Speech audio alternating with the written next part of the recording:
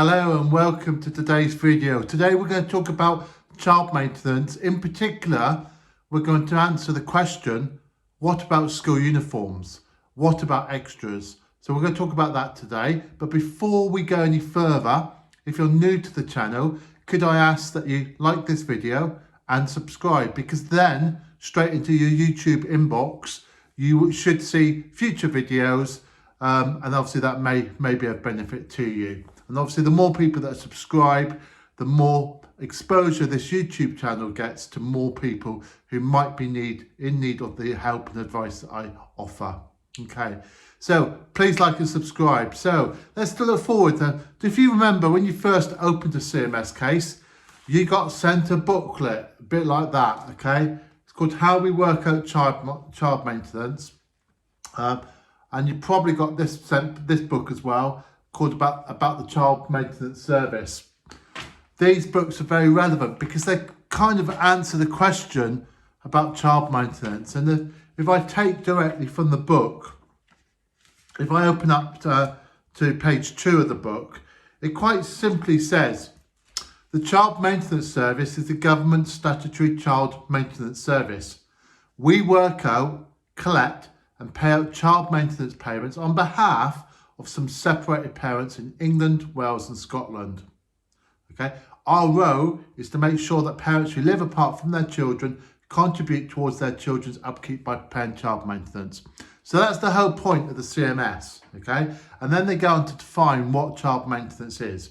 It is defined as regular, reliable financial support that helps towards a child's everyday living costs, okay?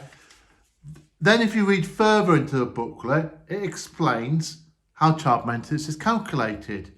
And the first two steps all refer to the income of the paying parent, okay? So only the paying parent's income is taken into account, not their expenditure, okay? Not what they pay out on, not what extras they give, okay? Just simply their income. That takes you to step 3, which talks about the different rates of child service, okay, such as the basic, the reduced, the nil rate, etc. There are 4 categories, okay.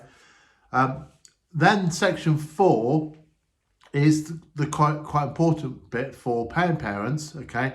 It's the part of the calculation where they take into account any existing children, all right. So if you receive a child maintenance demand from the Child Maintenance Service, what you must do as part of getting an accurate calculation is let the CMS know about any other children you have, okay? Because this does affect child maintenance, it affects what you pay, okay? Just to give you some idea, if you receive a demand for child maintenance, as a rough figure, you'll be expected to pay 12% of your gross salary, okay? If you have 3 children, it's 19%, and if you have 2 children, it's 16%. Okay, so if you have a situation where a CMS case is opened against you, okay, you will have to pay 12% of your income if it's 1 child. But if you've got a child from another relationship, that means you pay 16%, but more importantly, it's split. Okay, so it would effectively be split so that 8% of your income goes to each of the child's other parents, okay? So that's very relevant, okay, because it means you do pay slightly more, but the money is split. And I am aware that lots of people out there have a CMS case running for 1 child, but not another child. I spoke to someone recently, and they were able to swap to child maintenance by bringing both parents into a child maintenance case. They were actually able to cut their bill by 50%, okay? And provide a fair and equitable amount to both of the other parents, okay? Which of course then meant that they have spare money left over potentially to pay for extras, okay, for when the child stays.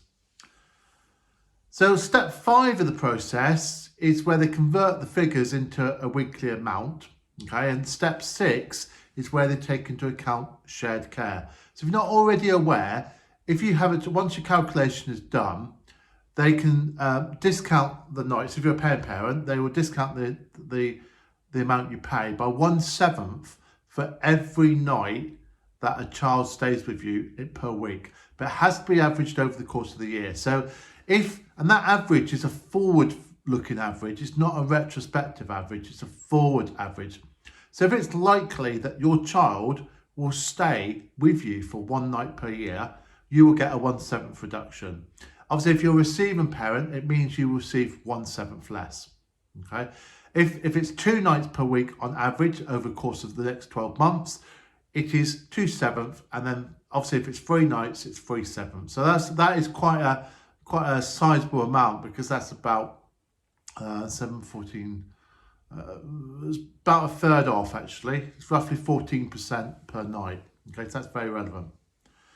Now, the other thing about this booklet, even in the common questions, okay, it doesn't answer the question as to whether school uniform's included. Well, the answer is quite simple. It's not, okay? School uniform is not part of the CMS calculation.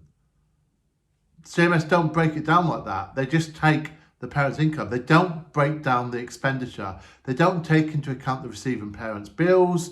Okay, they don't take into account their living costs. It is a simple flat rate. Well, I say flat rate. It's a simple calculation, which is a contribution towards the living costs for the child.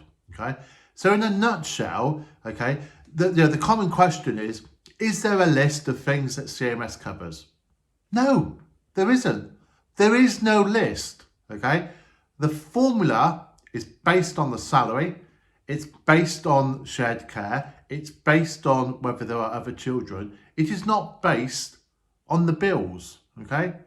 All right, so there is no list. There is no list as to what CMS covers. It covers the living costs of the child. Now, obviously, some children have higher living costs, okay? Because let's be honest, if you're a parent and you're a single parent and you had no children, you could probably have a 1-bedroom flat. If you've got 2 children, then clearly you're going to have a 2-bedroom flat, or maybe even a 3-bedroom flat, or a house, or you know, whatever the case may be. Okay, but the CMS is a contribution towards that. Okay, it doesn't define, for example, that you have to pay a set amount. Okay, based on the number of rooms, the number of bedrooms required, and certainly not for school uniform. Okay, school uniform is an optional extra. Okay, if you are a paying parent and you wish to pay towards a school uniform, good on you, but it's not part of the CMS calculation. Okay, it is not a thing that affects the CMS calculation. Okay, you do not have to pay for school uniform once you've covered the child maintenance service calculation. Okay, they're all extras. That's all extras. Okay, now my take on extras is, if you're paying extras, maybe you'd be better off for a private arrangement, because if the CMS calculation means that the other person can't afford it, okay, maybe you're better off striking a arrangement together. All right, okay.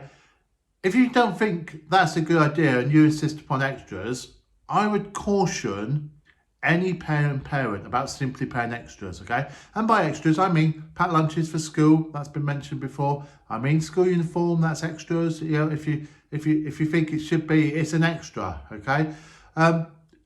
Trips to school trips, all extras, okay? If you think your child needs those extras, then obviously speak to the other parent and maybe come to a private arrangement. Okay, if you're a paying parent, I would urge you to be cautious. Okay, never enter into a private arrangement unless the CMS case is closed, and clearly define amongst yourselves what that private arrangement covers. Okay, remember, you do not have a private arrangement by simply agreeing to pay extras. Okay, this is very, very important, because if you pay extras and then you lose your job, okay, your CMS will not go down, okay, until you've been off sick or out of work for at least 12 weeks.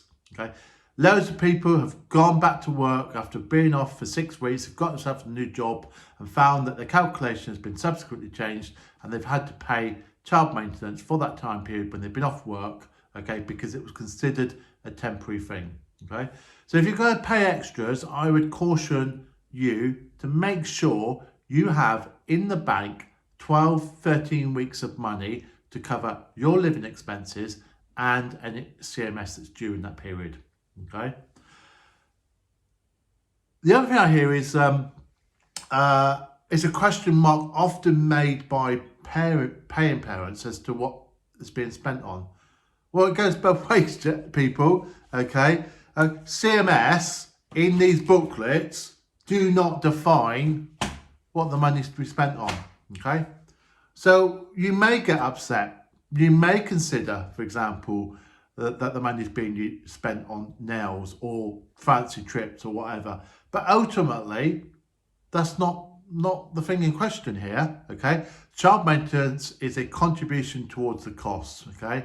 And as a paying parent, you cannot dictate how that money is allocated. That is entirely in the domain of the receiving parent. Okay. And if they want to spend it on holidays, then that's so be it. Obviously, I would like to think that the children are going on those holidays, the children are gaining experience, okay? And that's, at the end of the day, simply a living cost. That's just the way it is, okay? You cannot do anything about that. I wouldn't get worried about it. Just look at it this way. When you pay your CMS bill, you're contributing towards that child in one form or another. It may not be directly, okay? It may not pay for particular things, okay? And your ex might demand extras, which obviously that's up to you to pay or not, okay?